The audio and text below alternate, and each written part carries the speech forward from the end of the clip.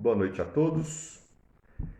Mais uma vez o Ponto Crítico, desta vez com um bate-papo sobre educação, os desafios da educação brasileira no pós-Covid.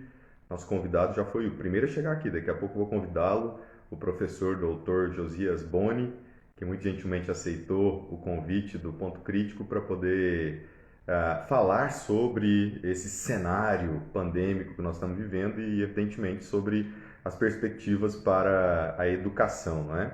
Vamos esperar um pouquinho para que a audiência possa aparecer, mas é sempre bom registrar que as lives acontecem aqui no meu perfil e depois elas se transformam num vídeo que é postado no canal do YouTube, né? Ponto Crítico, onde quem quiser visitar e se inscrever, inclusive, vai poder encontrar vários outros bate-papos que nós tivemos ao longo deste ano, né? É bom dizer que o Ponto Crítico nasceu exatamente dentro da pandemia, né? Um projeto da pandemia, né? E a gente sempre com uma oportunidade muito grande de poder conhecer um pouco mais, discutir um pouco mais com os nossos convidados, né? O professor Josias, ele é doutor em metodologia de ensino pela USP, docente universitário no Mackenzie, conselheiro no projeto Conectando Saberes da Fundação Lehman e curador do Educação 360 do jornal O Globo, né? Bora conversar com ele aqui? Vamos acompanhar esse bate-papo? Vou convidá-lo aqui então. Está conectado? Todo mundo me ouvindo bem? Se alguém quiser dar já um auxílio aí para poder dizer, né? Boa noite, professor. Olá, tudo bem? Boa noite. Tudo bem? E você? Eu tô ótimo, Renato. Tô bem. Boa noite, pessoal que está acompanhando aí. É um prazer estar aqui com vocês, tá? Professor, em primeiro lugar, te agradecer, né? Agradecer sua abertura e a sua atenção em poder vir bater um papo sobre educação, né? Aqui no seu currículo que eu acabei de apresentar, um currículo bem interessante, né? De um especialista mesmo no tema, né? Eu falo sobre os desafios da educação brasileira no pós-Covid. A gente sempre começa perguntando para os nossos convidados um pouco sobre a trajetória deles, né? Eu gostaria de ouvir, portanto, a sua história até chegar ao posto em que se encontra, né?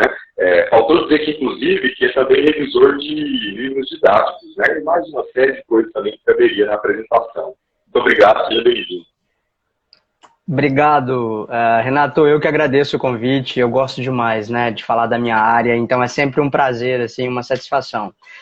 Falando um pouquinho sobre a minha trajetória, eu acho que já muito pequeno eu me entendia um educador. Eu entendia que eu queria ir por esse caminho, porque sabe aquela fase que todo mundo quer uma bola, uma bicicleta? Eu trocava facilmente a bola, a bicicleta por um tubo de cola, uns papéis coloridos e tal, né? Eu curtia muito brincar de escolinha, né? A gente falava escolinha na infância, com primos, com amigos. Eu sempre gostei de artigos de papelaria. Logo que comecei a estudar, eu gostava demais da escola. Adoecer para mim era um problema, porque doente eu não ia para a escola, né?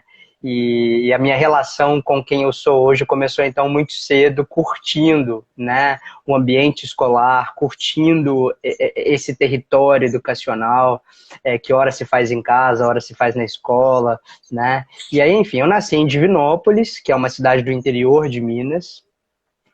Inclusive eu tenho um orgulho imenso de ter nascido em Divinópolis, é a terra de Adélia Prado, uma das escritoras Legal. brasileiras que eu mais admiro e que movimentou o nosso modernismo brasileiro, né? Então, Uhum. eu fiquei parte da minha vida nessa cidade e aí acabei vindo com a família para São Paulo e aí toda a minha construção acadêmica foi feita em São Paulo, né? Eu terminei meu ensino médio em São Paulo, logo depois prestei vestibular, aí comecei a cursar FFLeste, eu cursei letras primeiro na USP, e aí, depois de ter cursado letras, eu trabalhei em duas frentes, né? Eu trabalhei revisando textos, na época na Globo Marcas, e aí revisando texto na Globo Marcas eu comecei a revisar textos jornalísticos, foi quando eu vi o meu grande interesse em também trilhar a área da comunicação, e aí acabei não colocando ali porque não era muito da nossa pegada da conversa aqui, mas eu sou jornalista também, acabei validando disciplinas depois, me tornando jornalista, né? E trabalhei um tempo na TV Cultura, como editor de educação, fiquei na Cultura o quê? Um tempo, 6 anos, né? E foi um período muito bacana, que eu aprendi muito, eu cobria a educação na Cultura, né? E sempre estive dentro de escola ou dentro de universidade, né? Adoro o processo de ensino e aprendizagem, eu sempre ensino e aprendo também. Bom, essa é a minha trajetória. Isso explica, então, na verdade, esses seus projetos com empresas jornalísticas, né? Como é o caso, por exemplo, do Jornal o Globo ou da TV Cultura, né? Esse projeto Educação 360 do Jornal o Globo, no que ele consiste? É um projeto que o Jornal o Globo criou para ajudar gestores e professores a se capacitarem para a inovação educacional. A ideia do Educação 360 é fazer uma volta no mundo mesmo, captar o que está acontecendo de melhor e compartilhar com os brasileiros, tá? Então, o projeto ele consistia em 2 encontros anuais, tá? 2 grandes fóruns, normalmente em 2 dias. O primeiro aconteceu em São Paulo, o segundo aconteceu no Rio de Janeiro. E aí a gente sempre se organizava acontecendo em São Paulo e no Rio, né? E aí acontecia no formato presencial. E aí nós formávamos professores, gestores, em frentes voltadas para a inovação mesmo. Então falávamos muito de tecnologia, falávamos muito do que faltava na escola tradicional, enfim.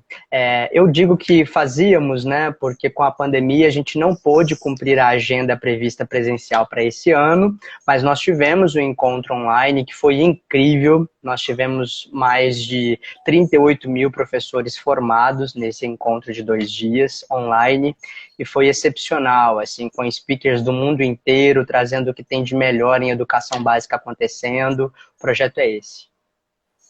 Ô, Josias, aproveitando o gancho, é interessante poder falar sobre essa formação tecnológica, né, essa capacitação do professor, porque a sensação que eu tenho como professor e como gestor de uma escola de idiomas também, né, e trabalhei durante 20 anos em escola regular, né, é que as escolas, de um modo geral, estavam um pouco distantes do que já era a realidade. Hoje a gente fala, por exemplo, muito sobre o que nós estamos vivendo dessas aulas online, né?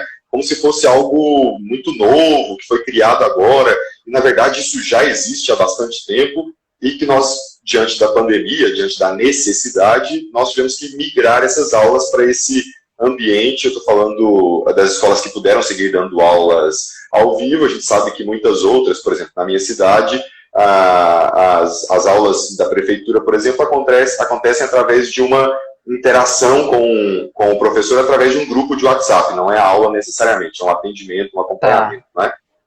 Mas e se tratando, portanto, de escolas no geral, elas não estavam muito distantes, inclusive as particulares, com poder, portanto, de investimento, muito distantes de um ambiente tecnológico? Eu falo que a pandemia, Renato, ela, para o ambiente educacional, ela foi interessante porque ela fez a escola avançar pelo menos 7 anos. Em um mês, a escola avançou 7 anos. Tudo aquilo que um gestor segurava, um professor segurava, não se preparava, precisou acontecer, não tinha outra saída, né? A tecnologia chegou atravessando isso e fez a escola se modernizar, se atualizar. Falando em atualização de escola, sim, nós temos a maçante grade escolar nossa aí totalmente defasada. A gente tem um grande número, a maioria das nossas escolas, numa estrutura que não atende o nosso agora, que foi criada para atender o pós-revolução industrial, né, para atender um mercado que não é mais esse mercado que nós temos, e a escola, eu defendo que ela não deve existir para alimentar um mercado profissional. A escola é uma instituição muito superior a isso, né? E se a gente for observar, até eu costumo utilizar, quando eu vou falar sobre inovação educacional, 2 slides onde eu mostro 2 fotografias de uma sala de aula. E uma é de 150 anos atrás e a outra foi tirada no ano passado. A diferença básica entre essas duas fotografias está em uma ser preto e branco e a outra ser colorida, né? O posicionamento das mesas e cadeiras é o mesmo, um aluno atrás do outro, com o professor lá na frente, atrás da mesa, na maioria das vezes sentado, né? A proposta pedagógica também, ela é a mesma, basicamente, de 150 anos atrás. Isso é um problema, a gente já vinha batendo, nós especialistas em educação básica, já vimos batendo nessa tecla da necessidade fremente de mudança há bastante tempo, e a pandemia ajudou a clarear a percepção do que não dava para ser mais, né? Então sim, a pandemia ela veio mostrando a necessidade da escola se reinventar e nós ainda temos um grande percurso pela frente. A gente ainda tem um caminho grande, porque apesar das aulas remotas estarem acontecendo, e aí as escolas estarem mais abertas às tecnologias, às plataformas, aos recursos enquanto ferramenta, recursos digitais enquanto ferramenta, né? Eu vejo que muitos professores pegaram um formato de aula que ele tinha no presencial e trouxe isso aqui para a tela. Ele não se reinventou, né? Não dá para a gente culpar, obviamente, esse professor, porque ele também não foi preparado para isso. Eu não tenho tanto tempo assim que eu saí da minha graduação em letras, vai. E eu não tive, lá na minha graduação, uma metodologia de ensino que me ensinou a dar aula para a nossa geração. Entende? Lá na minha graduação, eu já tive uma metodologia de ensino muito defasada. Então, eu, enquanto professor que não sou tão velho, já não aprendi a trabalhar na escola de hoje, né? E eu tenho colegas muito mais experientes que eu, com muito mais anos de escola, e esse pessoal, então, aprendeu numa outra modalidade ainda, com outros recursos, com outros objetivos, né? Se a gente for observar, até agora há pouco, aqui no Brasil, nós falávamos em conteúdo. Vamos dar conta do conteúdo do 5º ano, do 6º ano, do primeiro ensino médio, né? Agora, em 2017, quando a gente aprovou a BNCC, a Base Nacional Comum Curricular, que a gente começou a falar naquilo que realmente importa dentro da escola, que é você exercitar, preparar e desenvolver as competências e as habilidades dos seus alunos, né? Então, enfim, a escola tem um grande caminho a trilhar para dar conta do recado, para dar conta da nossa geração, né? E eu acho que todo dia a gente acorda e trabalha para colaborar nesse processo. Professor, o senso comum, existe um senso comum que condena fortemente o professor, que identifica, na verdade, sempre o professor como sendo a escola, né? E aí é interessante porque eu também ouvi de muita gente, né, sempre, né, ao longo da minha carreira, né, que o professor é isso, o professor é aquilo, ele não consegue, o professor não se atualizou, como se isso dependesse da vontade única e exclusiva do professor, né? E a gente sabe que até mesmo para participar de cursos de formação, por exemplo, o professor teria que ter uma disponibilidade de tempo que muitas vezes ele não tem, porque ele está dentro de sala de aula 12, 16 horas por dia, né? Na verdade, o professor ele está muito visado porque ele é o sujeito que mais tem relação com esse estudante, né? Ele está ali com esse estudante toda semana, dependendo da disciplina, 5 encontros por semana. Então ele cria vínculo, relação. E aí, quando o pai, quando a família quer falar, ele vai procurar quem tem algum tipo de relação. Por isso que o professor está sempre nessa frente aí do embate, né? Mas a escola, ela é uma instituição muito complexa. Na verdade, a escola, eu posso dizer com convicção, que a escola é a instituição mais complexa que existe. Porque a escola é a instituição onde todos os tipos de educação e de cultura se encontram, onde os desejos são diferentes, em sua maioria das vezes, no mesmo território. Você tem perfis diferentes de famílias, perfis diferentes de gestores e também de professores. E essa comunidade precisa viver em harmonia por um senso comum e por um objetivo maior, que é ter um programa de ensino e aprendizagem eficaz, que é ter as competências e habilidades desenvolvidas de maneira bacana, né? Então é muito difícil fazer isso acontecer na prática, e por mais que caia na mão do professor essa grande responsabilidade, essa instituição, ela é uma engenhoca que depende de um olhar de um bom gestor. E aí, quando eu falo de um bom gestor, a gente fala o diretor da escola. Muitas vezes, e na maioria das vezes, o diretor da escola, ele está com um olhar mais administrativo, né? Pensando na manutenção dessa escola, na grana que é necessária para a instituição continuar vivendo com saúde, enfim, toda a questão de equipe, de time, estrutura. E aí a gente traz outros gestores que às vezes alguns não conhecem, que são os coordenadores pedagógicos que trabalham diretamente com os professores, perfilando o que vai ser trabalhado na sala de aula e ajudando a inovar, ajudando a melhorar, preparando esse time de professores. As famílias conhecem, muitas vezes, algumas famílias chamam de orientadores educacionais, outras famílias chamam de supervisores educacionais, mas que são aqueles gestores que estão ali gerindo o processo de ensino e aprendizagem, sendo um canal de relação entre o corpo docente e as famílias e também o estudante, né? Então, quando a gente fala em gestão, a gente está falando de bastante gente, né? E a gente tem também questões que estão acima desses gestores. Então não dá nem para cair a bola na mão desse professor e nem dos gestores que estão na escola. Porque todas as nossas escolas de educação básica, elas estão apoiadas em diretrizes que são estaduais e federais. Eu vou trazer uma questão aqui que está muito em voga agora, o pessoal tem falado bastante. O MEC se mobilizou muito pouco pela educação básica nesse período de pandemia, né? Não sei se quem está assistindo e se você, Renato, não tem essa impressão de que o MEC, ele assumiu para ele que ele cuida do ensino superior. É como se o Ministério da Educação no Brasil cuidasse do ensino superior. Portanto, que o nosso antigo, né, o nosso ex-ministro da Educação, ele teve a pachorra de dizer, quando cobraram dele, olha, o que está sendo feito para socorrer as escolas nesse momento? Ele disse, a questão da educação básica não é responsabilidade do governo federal, é responsabilidade dos municípios, dos municípios e dos estados, vá cobrar dos prefeitos e dos governadores, né? Então, poxa, o Ministério da Educação não tem um olhar para o todo, né?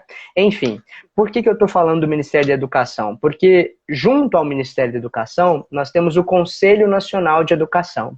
E o Conselho Nacional de Educação, no mês passado, emitiu uma nota orientativa para as escolas de educação básica, sugerindo, orientando, colocando como melhor opção que as escolas aprovem todos os estudantes em curso nesse ano e que no ano que vem, independente do que aconteceu nesse ano, todas as escolas trabalhem um ano conjunto de 2 séries. Então, vou dar um exemplo. A sugestão do Conselho Nacional de Educação foi a seguinte: vamos pegar esse estudante que agora, em 2020, está cursando o 5º ano, vamos colocá-lo no 6º, no ano que vem, e aí no ano que vem, em 2021, ele vai estudar as disciplinas do 5º ano e do 6º ano. Esse é o documento. Ele tem muitas páginas, ele tem 72 páginas, né? Mas eu estou sintetizando aqui para todo mundo que é isso mais ou menos que ele orientou, né? Quem pega e ouviu isso num telejornal, num podcast, de uma revista, enfim, pensou, poxa, não, acho que é legal, não tem mesmo o que fazer, não tinha mesmo o que fazer, acho que tá aí uma saída, né? Vamos condensar aí os conteúdos e esse sujeito estuda tudo no ano que vem. Para começar, que não existe mais essa coisa de condensar os conteúdos. Quando a gente fala num ano letivo que a gente cursou, Renato, a gente falava de um ano letivo que era... a diretriz do ano era o sumário do livro que a nossa escola adotava. Né? O meu ano letivo de história era o sumário do livro de história. O meu ano letivo de língua portuguesa era o sumário de língua portuguesa. Né? Agora, a escola que está à frente do seu tempo e atenta às necessidades, ela não trabalha assim.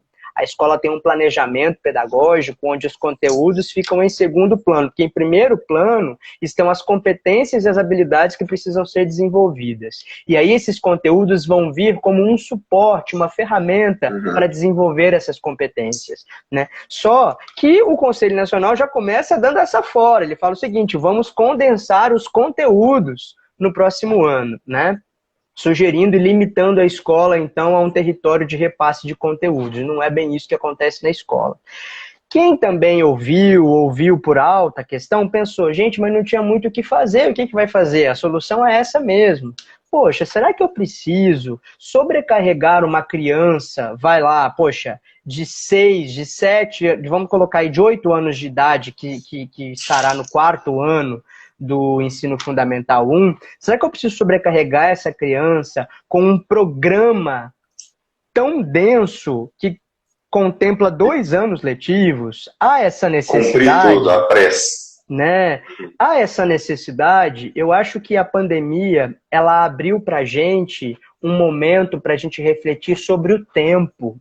E aí, para a gente refletir se o nosso estudante do 3º ensino médio, que está fazendo um 3º ruim e que talvez não vai conseguir ser aprovado no vestibular que ele quer, se ele realmente vai estar atrasado para o resto da vida. Né? Porque os nossos pais falavam isso, porque falaram isso para eles. Se o seu filho reprovar, seu filho vai estar atrasado para o resto da vida. Né? Claro, uma reprovação não é legal, porque uma reprovação representa que o ano não foi a contento, que não houve produtividade, por isso não é legal. Né? Mas fazer de novo um ano letivo talvez seja a melhor escolha, porque o que importa é a estrutura que você vai ter quando você for para a academia, quando você for para a sua licenciatura, para o teu bacharelado, para o seu tecnológico, você ter uma estrutura que suporte o que vai vir de novo. Né? E tem muita gente chegando na universidade sem estrutura nenhuma. Então, eu particularmente faço parte de um grupo, de uma fundação que defende a não sugestão que veio do Conselho Nacional de Educação. Eu não acredito que seja essa a nossa solução, até porque acho que antes de nós falarmos como é que nós vamos realojar as competências e as habilidades previstas para cada ano, o planejamento agora tem que ser de como nós vamos dar suporte para os professores e para os estudantes nas competências socioemocionais, que fazem parte do programa escolar previsto pela BNCC para todas as séries. A gente precisa dar uma atenção para isso, né? Porque senão a gente não vai conseguir receber esses meninos e essas meninas na escola, eles não estão vindo de férias, eles estão vindo de uma pandemia, entende?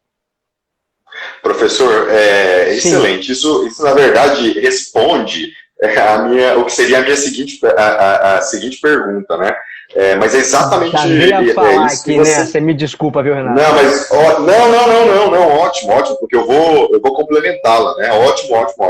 Exatamente porque eu ia colocar sobre uma medida provisória que o governo editou, né, que dispensa as escolas de cumprir os 200 dias letivos, mas mantém a carga horária de 800 horas. E a minha pergunta era essa, ou seja, condensar o aprendizado em menos dias é a saída?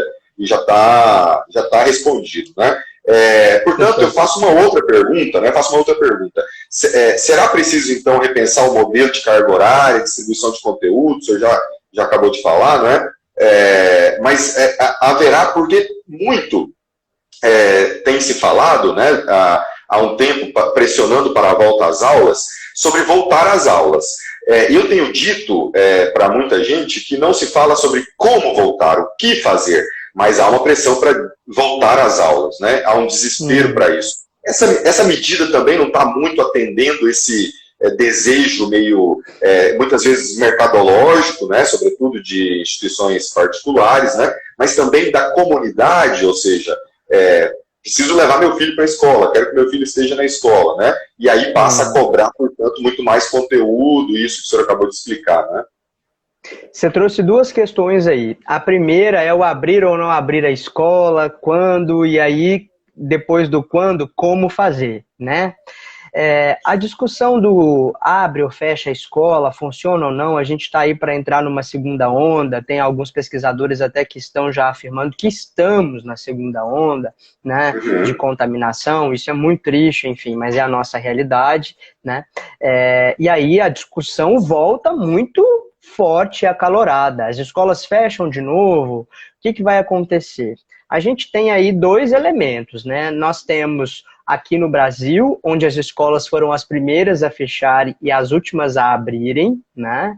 E nós temos alguns países de primeiro mundo que consideram a escola como um serviço essencial.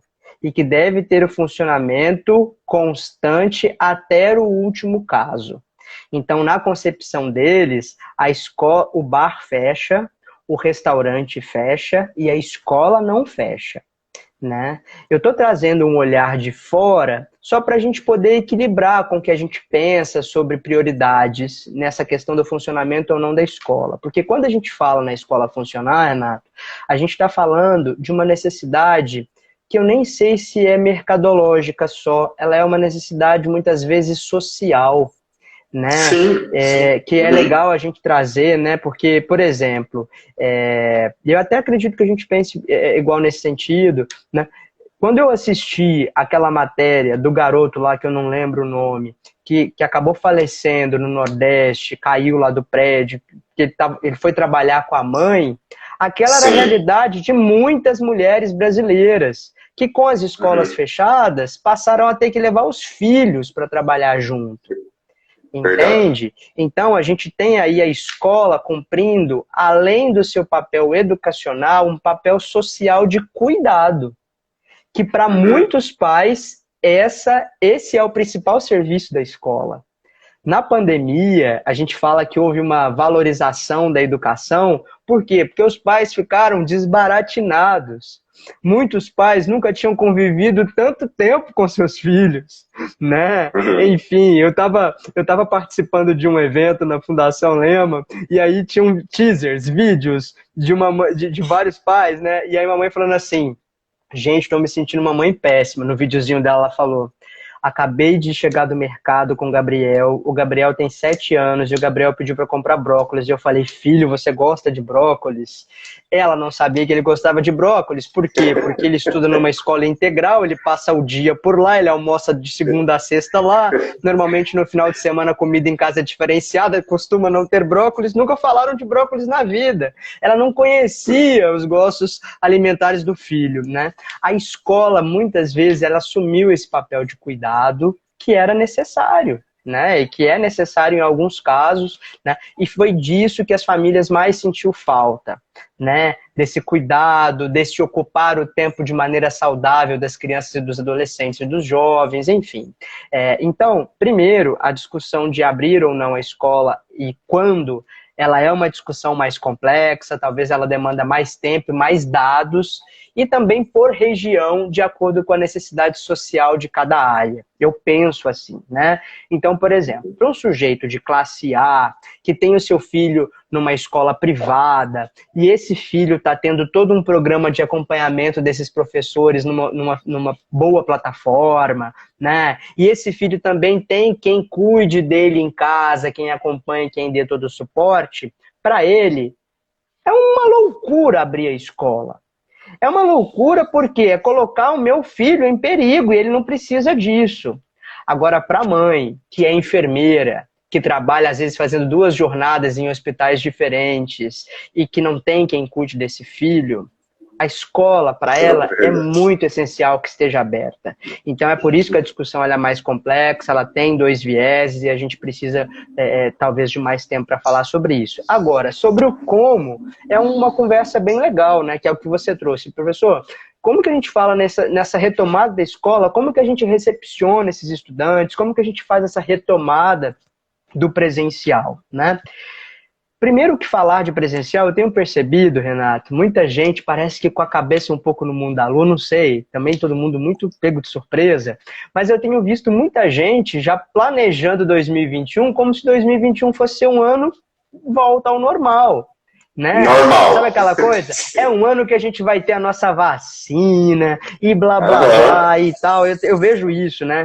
E aí, assim, primeiro que num planejamento escolar, o nosso primeiro semestre vai ser um primeiro semestre bem complicado, porque a gente não sabe como ele vai ser. A gente não sabe se vai ter uma vacina em março, se vai ter uma vacina coletiva em abril, se vai ser depois de abril, consideradas as estruturas e as necessidades para fazer uma vacinação em massa, né? Eu li uma matéria, eu tenho acompanhado as publicações da revista Lancet, e de 2 em 2 dias ela faz uma publicação atualizando a realidade das vacinas que estão sendo desenvolvidas e que estão mais avançadas. A que estava mais avançada no que eu li antes de ontem, que era da Pfizer lá para eles sinalizaram o seguinte, olha, eles devem protocolar, ou seja, finalizar o processo que eles estão, né, no começo de abril e protocolar isso nos órgãos reguladores dos países, que aqui no Brasil é a Anvisa. A Anvisa já sinalizou que ela leva, em média, e não muito menos que isso, 2 meses para poder autorizar essa vacina depois de protocolada, porque tem uma análise de muitos documentos e de muitas realidades que precisa ser feita antes de autorizar, né? Me parece que agora foi criado até uma saída para isso. A Anvisa, acho que, não sei se ontem eu vi, que a Anvisa disse, já soltou uma nota e criou um processo interno onde, para que eles consigam liberar a vacina em menos tempo, ou seja, eles autorizaram os laboratórios, assim que forem terminando as fases, as etapas, já irem protocolando essas fases na Anvisa, para que a Anvisa não tenha um montante inteiro para analisar de uma vez e aí consiga aprovar mais rápido. Mas vamos considerar, até agora fala-se em um mês e meio, né? Então, se a gente tem na primeira quinzena de dezembro protocolar, depois 1 mês e meio, eu estou indo lá para fevereiro, quando eu vou ter essa vacina liberada e aprovada para ser confeccionada e distribuída aqui no Brasil. Quem tiver muita grana vai comprar logo que ela tiver aprovada. Quem não tiver muita grana vai ter que esperar ela começar a circular, que é, ou seja, a produção em massa e a vacinação em massa. Ainda bem que a questão logística, acho que a gente está até bem servido aqui, né? A gente tem uma experiência muito boa com vacinação aqui no Brasil, muitos postos de suporte. Então, enfim, acho que para a gente essa logística não vai ser tão difícil, mas eu fico preocupado com a confecção, com a distribuição até chegar nos postos de vacinação. Isso leva tempo, né? E tal. Então, de verdade, a gente vai ter o pessoal vacinado em abril. Quer dizer que é lá em abril que a gente vai poder pensar em receber toda a comunidade escolar de volta, com segurança, receber todo mundo. Enquanto você não tem todo mundo participando do mesmo programa, você tem uma escola muito dividida, é muito difícil você ter uma programação que funcione nessa estrutura, como estão as escolas agora, né? Com uma parte dos alunos indo, uma parte dos alunos assistindo de casa, fazendo um revezamento das escolas. Inclusive, uma participação da Josiane Lucas aqui, que ela está dizendo que a preocupação dela nem é tanto com terminar, mas é o ensino híbrido, né? Para a audiência que não é da área, né, o que é o ensino híbrido? Vamos lá. A Josiane eu conheço, uma professora excelente do Rio Grande do Sul, lá de Santa Cruz. Inclusive, eu já fiz uma formação na escola dela.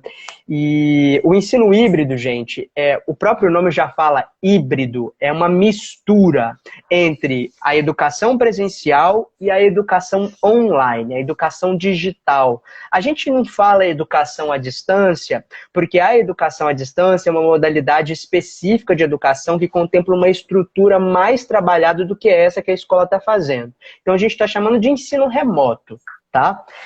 Então, é a mistura do presencial com esse online aí, né? E o ensino híbrido deixa nós, professores, com a cabeça aqui, ó, porque é muito mais difícil você identificar no ensino híbrido as dificuldades dos nossos estudantes.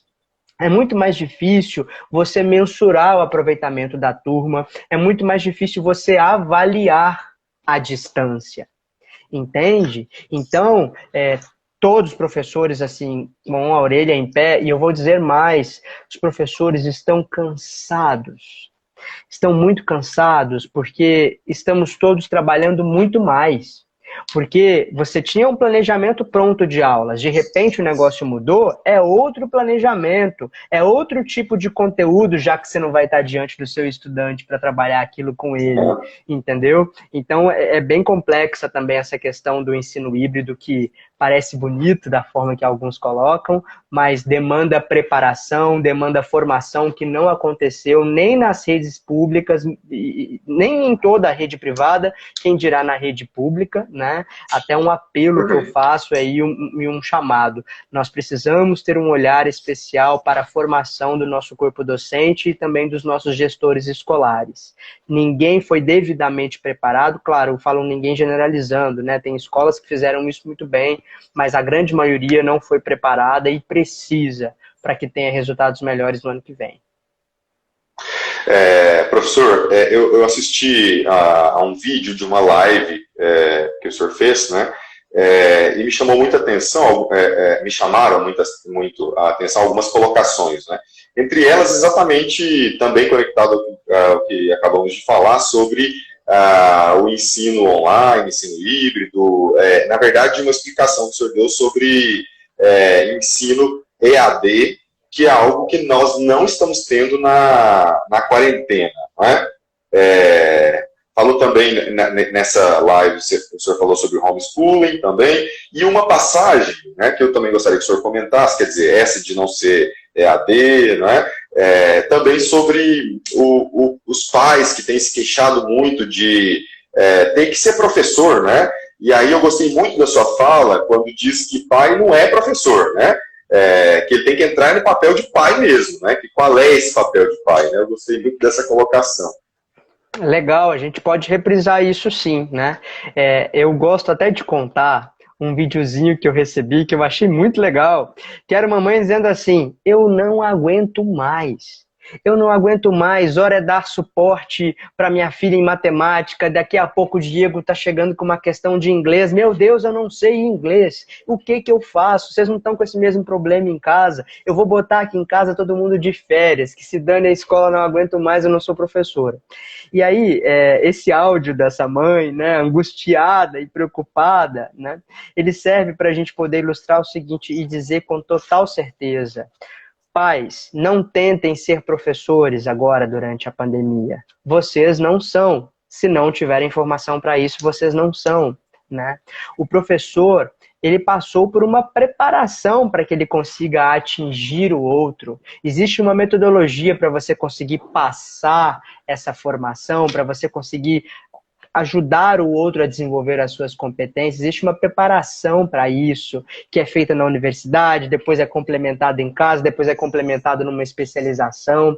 Então, qual é a função dos pais? Por que eles ficaram assim de orelha em pé? Porque eles quiseram assumir esse papel. Tem até um dramaturgo aí, né, um cara da comédia, que ele faz um vídeo dizendo assim: gente, passei vergonha, porque a professora perguntou um negócio para as crianças, e aí meu filho virou e perguntou para mim, eu não sabia. Poxa, professora, manda o conteúdo antes, pelo menos para me preparar, eu não quero passar vergonha, né? Porque meu filho acha que eu sei tudo.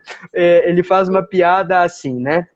Obviamente, os pais não precisam saber de tudo, né? E aí, o que eu posso dizer sobre isso a função da família nesse momento é dar um suporte psicológico, é dizer que vai tudo ficar bem, é sentir que tá apertado, o filho, a filha não tá conseguindo fazer, entregar na data, não tá conseguindo resultado legal nas avaliações que estão rolando. Senta, conversa, entende? Abraça, acolhe, muito mais ouça do que fale, entende? Essa é a função da família agora. Você não precisa sentar ali e fazer o exercício de inglês junto se você não sabe inglês. Você não precisa sentar ali e fazer os exercícios de matemática se você não lembra mais como é que faz aquele tipo de situação. Então, a minha sugestão é que a família compreenda que a função dela é dar esse suporte psicológico e funciona. Quando a família abraça e dá o acolhimento e também traz sugestões de como essa criança ou esse adolescente vai conseguir se atualizar. Filho, você já falou com fulano de tal? Poxa, as nossas crianças, nossos adolescentes, tem todo mundo no WhatsApp já. Filho, procura a sua turma no WhatsApp, pergunta se tem mais gente com dificuldade, quem é que conseguiu fazer, como é que conseguiu fazer. Ou seja, já vai deixando essa criança esperta também para que ela consiga encontrar os meios de conseguir resolver os problemas dela, né? É verdade. Só para registrar a presença aqui do Leonardo Aires, que colocou que a pandemia, né, que ele entende que a pandemia acelerou um projeto de maximização de lucros, neoliberal de maximização de lucros, que converge, na verdade, na ultra precarização do ensino, né? Quer dizer, certamente falando de instituições, por exemplo, privadas, em que gestores agora têm se aproveitado, portanto, desse ensino para, na verdade, dar menos suporte, menos estrutura do que o que já havia, né? É bem trazido por ele, só complementando, Renato, você falou aí das escolas privadas, mas eu vou colocar uma máquina que está muito acima disso e com uma visão mercadológica difícil no meio educacional, tá? Que são as grandes editoras, que são as grandes empresas que desenvolvem materiais para chegar nas escolas. O que está acontecendo? O pessoal está pegando videoaulas naquele formato antigão, colocando numa plataforma e trazendo isso como um ensino híbrido. Não é isso.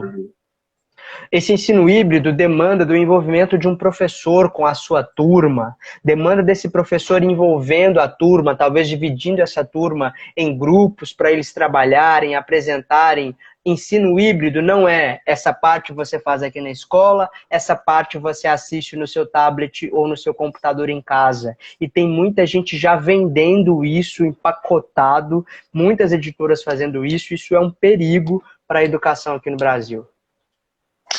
Só para, na verdade, deixar clara a minha fala, que eu não me refiro, na verdade, às escolas particulares, mas sim algumas instituições particulares, e em relação ao governo, ao que em relação ao governo, ao que é público, nós bem sabemos que há muitos anos não existe um projeto de educação no Brasil, né, que não é só desse governo, mas é também de outros governos. O tempo que a gente está levando para poder aprovar o Fundeb, agora, depois que de aprovado, para a gente poder regulamentar isso. Olha o tempo que a gente está levando. Não há um olhar para a educação, infelizmente.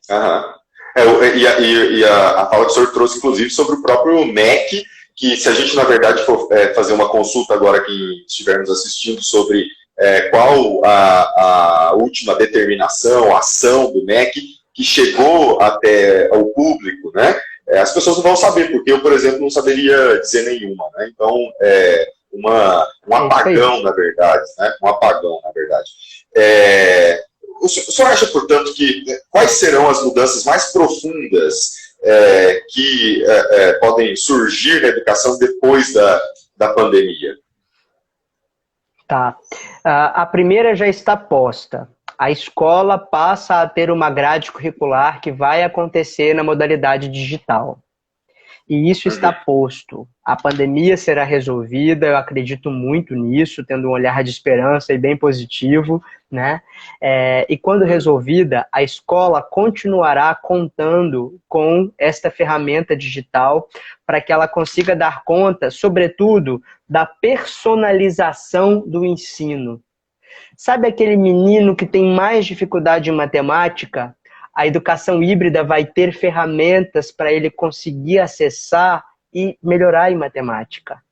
Entende? E assim vai em todas as disciplinas. Então, a primeira grande mudança está posta. O ensino híbrido, a educação híbrida, que já vinha sendo dita por muito tempo, e muitos pesquisadores na área educacional defendem que nem total presencial, nem total à distância, que o híbrido é o ideal para se trazer bons resultados e desenvolver autonomia, né? Já tinha gente falando isso há 10 anos atrás, mas agora está posto. Então, essa é a primeira grande mudança. Uma segunda grande mudança é a escola estruturar melhor e tornar intencional o desenvolvimento saudável das relações. Porque ficou claro que a escola é um território mais essencial na escola é a relação. O que as pessoas estão mais sentindo falta da escola aberta é do cuidado, da presença do outro, do abraço, da amizade. E isso precisa ser trabalhado de maneira... Claro. Permita-me te interromper, só para encaixar exatamente uma pergunta que é sobre isso, né? Que é a importância do espaço escolar. A importância do espaço escolar para o aprendizado, né? A presença física, o convívio social, né? E é exatamente o que você está falando. Não, legal. Excelente pergunta, tá? Portanto que quando a pandemia estava no auge aí, né, naquele primeiro grande pico, tinha muita gente falando em homeschooling, falando do fechamento das escolas, será que não dava para ser num outro formato, será que não dava para ser tudo digital, já que está funcionando? Houveram muitas especulações, né? E eu vou dizer para vocês, a escola e continuará sendo essencial para a preparação de adultos saudáveis mentalmente, fisicamente, e de adultos que saibam se relacionar.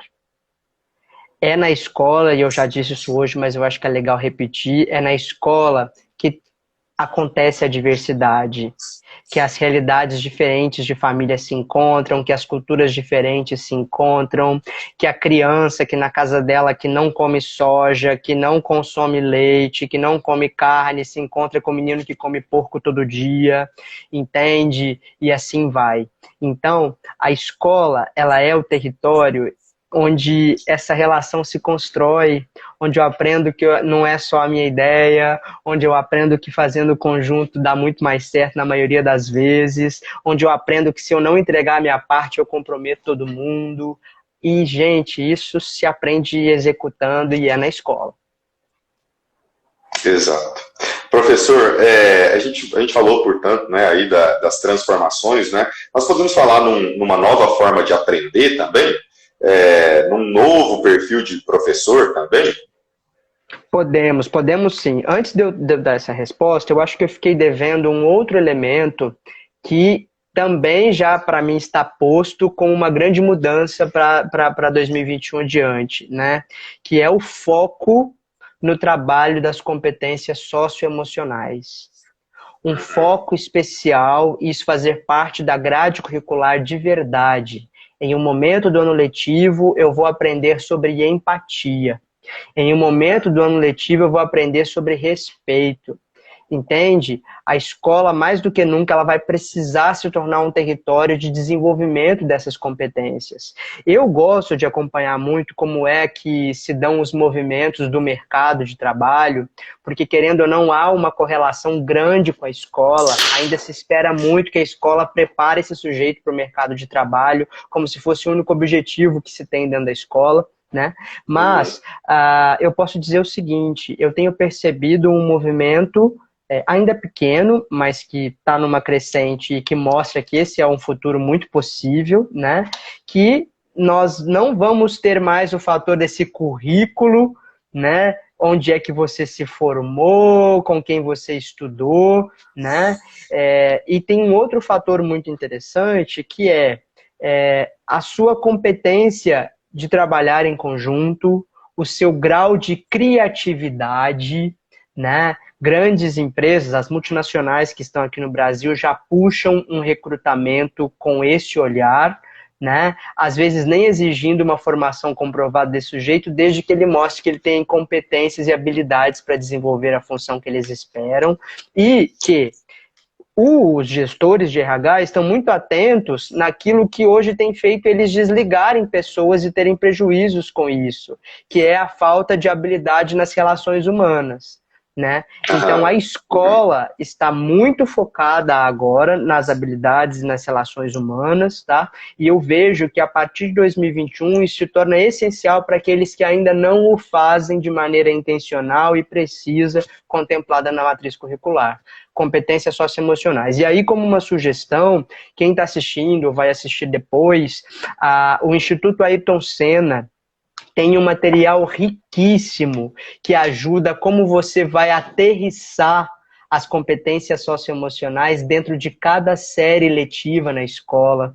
Então é muito legal para quem ainda não faz um trabalho muito bom, ou que não sabe por onde começar, ou faz, mas não sabe se está legal. Use como parâmetro esse material riquíssimo, foi construído a muitas mãos do time lá do Instituto Ayrton Senna e ficou excepcional esse material. Muito bom. Bom, a gente tem falado aqui, né, sobre, e é sabido também, né, de todo mundo, né, da chamada crise de aprendizagem no mundo todo, né. É bom dizer, né, não sei se o senhor concorda comigo, que essa crise, é resultado da ineficácia do ensino presencial e não do online, né?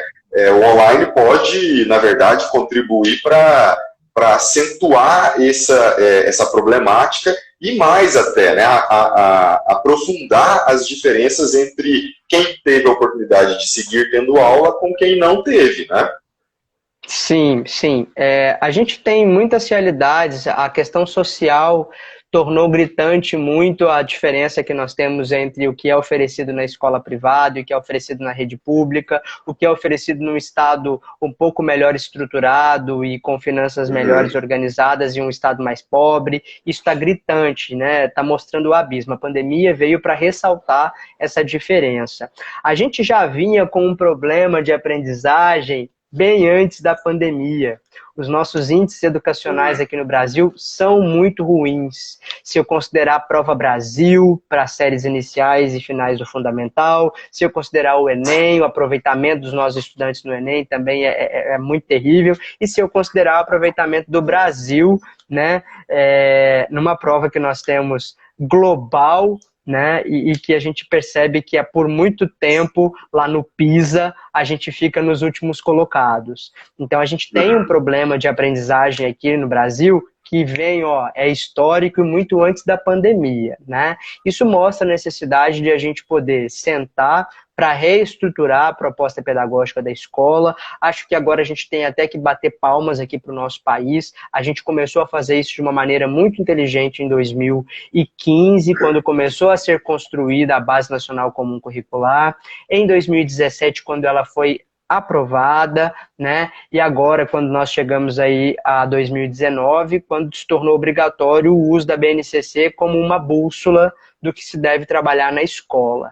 Então, a BNCC, ela é, de alguma maneira, para todos nós que trabalhamos com educação básica, a esperança de que a gente comece a melhorar a aprendizagem, porque nós temos uma bússola que conduz, né, mostra para onde é que a gente tem que ir, como é que a gente tem que fazer, o que é prioridade. Então, eu tenho aí uma boa expectativa que a gente começa agora, aos poucos, ir melhorando esses índices, e eu não vejo que a gente consiga agora, com tão pouco tempo, mensurar se está tendo um bom ou um péssimo aproveitamento com essas aulas remotas. A gente não tem condições, a gente não teve condições nem de fazer, quem dirá teremos agora condições de avaliar. A gente vai precisar esperar um pouco mais para poder falar sobre isso.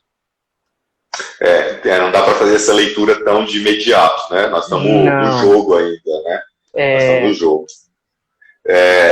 Professor, o senhor lida com formação de professores, né? Nós muito falamos aqui hoje, portanto, do professor, né? Como o senhor vê o grande desafio, na verdade, de educar os nossos profissionais para o mundo digital, né? Porque quando a gente fala de um mundo, cada vez mais muito comum a gente dizer assim, nossa, essa geração, se tratando de alunos, né? Essa geração de agora já nasce sabendo de tecnologias, né? A gente viu aí de relatos e de vivência, inclusive, de muita gente que nesse processo de utilização de aplicativos, de recursos da internet, muita gente não sabia sequer baixar um aplicativo, né? Porque, na verdade, muitas vezes o conhecimento é só de rede social, de como eu navego no Instagram, de como eu navego no Facebook, né? O senhor acha que é um grande desafio? O senhor acha que haverá políticas públicas voltadas para isso, para ensinar sobre o mundo digital? Então, a gente tem essa coisa de que as nossas crianças são nativas digitais, né? Enfim, mas elas não sabem administrar e, sobretudo, não sabem nem caminhar com segurança nesse território, né? Até eu já vou começar essa conversa trazendo uma sugestão para todo mundo que está assistindo para conhecer um projeto muito bom chamado Educamídia.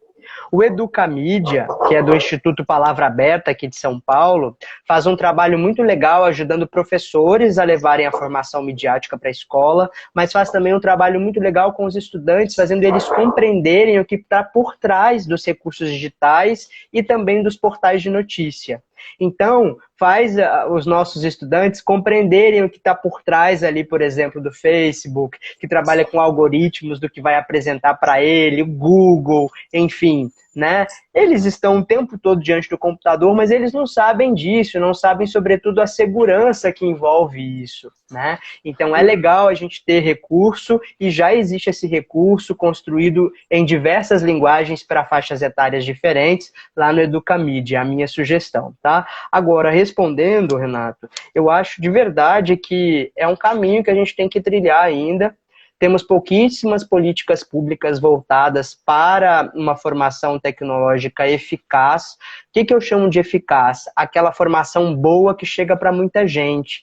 Existem projetos excelentes, mas que acontecem em comunidades pequenas, com resultados ótimos, mas para pouquíssima gente, né? Então, isso para mim não serve num país gigante que a gente tem, né? A Fundação Lehman trabalha diretamente construindo e organizando políticas públicas para melhorar a educação nas redes públicas, né? E tem sido um carro-chefe das discussões e das organizações para se criar modelos de formação para estudantes e também para professores, para o aprimoramento aí no circuito das tecnologias, das ferramentas tecnológicas, tá? Então tem gente pensando nisso, mas não sei se no volume que a gente precisa, tá? Então, há essa necessidade, né? E vamos ver aí com o que vai sendo construído. Eu acho que falta muito, você falou em políticas públicas, Renato, falta muito, e não é nem só interesse dos nossos políticos, é que eles nem estão interessados assim, em saber como é que funciona. Então, às vezes, você senta, cara, com um senador, com um deputado para falar de educação, e a visão do cara é torta, é ruim, entende? Então, eu falei que talvez não é interesse, mas sim, né? Acho que começa pelo interesse de estudar isso, de pesquisar isso, para poder entrar nesse território numa discussão saudável e que possa criar políticas públicas eficazes. Enquanto isso não acontece lá no Senado, enfim, não acontece na Câmara, a gente vem fazendo aí com iniciativas público-privadas, como acontece aí na Fundação Lehman, e sim, existe um olhar já voltado para isso, não sei se vai dar conta do que a gente precisa, mas vai acontecer. Muito bom, queria só registrar um agradecimento à Mayla aqui, que elogiou, né, e agradeceu inclusive a sugestão. Muito obrigado, Mayla. Professor, nós estamos caminhando para o finalzinho, 3 minutinhos só, né? Então, em primeiro lugar, antes de te entregar a palavra, eu gostaria de te agradecer. Tivemos uma aula excelente, né, de grandes reflexões aqui, muitíssimo importante para nós. Gostaria de te agradecer, portanto, parabenizar pela sua retórica, pelo seu posicionamento, pela sua história, né? Muito obrigado, fique à vontade para utilizar os últimos minutos. Temos 3 minutinhos. Poxa, Renato, eu que agradeço. Sabe como é que é, né? Nós, professores, cara, se não fechar a boca, vai falando, né? Não tem jeito mesmo. Mas o espaço aqui é para falar mesmo, né? O espaço aqui é para falar. Coisa boa, então eu tô no lugar certo. Eu acho que a gente pode fechar tendo um olhar esperançoso, né? De que agora que a gente compreendeu que a educação é tão importante, essencial, a gente possa entrar num circuito de valorização de verdade, onde a gente converse sobre estruturação de políticas públicas para melhorar a vida dos nossos docentes, para melhorar a estrutura das nossas escolas públicas, principalmente, né? Eu estou com um olhar muito esperançoso que a gente começa a entrar num circuito mais antenado na educação. Vamos ter esperança e vamos confiar que vamos ter um 2021 melhor que 2020. Que assim seja, né? Muito obrigado, professor. Um grande abraço, um abraço a todo mundo que acompanhou aqui, não é? E dizer que amanhã nós temos uma edição extra do Ponto Crítico com um tema muito relevante também. Daqui a pouco eu vou publicar nas redes sociais o nosso convidado, professor da UFO.